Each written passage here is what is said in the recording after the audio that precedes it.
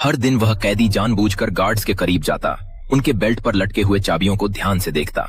अपनी सेल में वापस वह बार बार उन चाबियों का स्केच बनाता। उसे एक भी छोटी गलती की गुंजाइश नहीं थी। हर छोटा सा विवरण बिल्कुल सही होना चाहिए, इसलिए वह दर्जनों बार चाबियों का सही आकार बनाने के लिए स्केच बनाता। जब गार्ड्स अपनी नियमित जांच पूरी कर लेते तो वह एक माचिस जलाता और ताला के अंदर झांकता। फिर वह एक कागज को रोल करके उसे चाबी होल में डालता और एक लकड़ी की स्टिक से अंदर जांच करता। इस तरीके से वह ताले की आंतरिक संरचना की छाप कागज पर खींचता। वह इसे अपनी चाबी के स्केच से तुलना करता और किसी खामी को सुधारता। केवल ब्लूप्रिंट्स के आधार पर भागना असंभव था, इसलिए उसे असली चाबी बनानी पड़ी। निक ने पहले ही तय कर लिया था कि वह सामग्री कहां से जुटाएगा। जेल में लकड़ी का काम करते समय वह रात में कुछ लकड़ी की पट्टियां चुपचाप बाहर निकालने में सफल रहा। निक ने अपना काम शुरू किया। लकड़ी को चाकू से खोखले आकार में गढ़ता, सतहों को चिकना करता। चाबी का हैंडल बनाकर वह टुकड़ों को जोड़ता और उन्हें सूखने के लिए रखता। जब सब मजबूत हो जाता तो वह चाबी के दांत तैयार करता।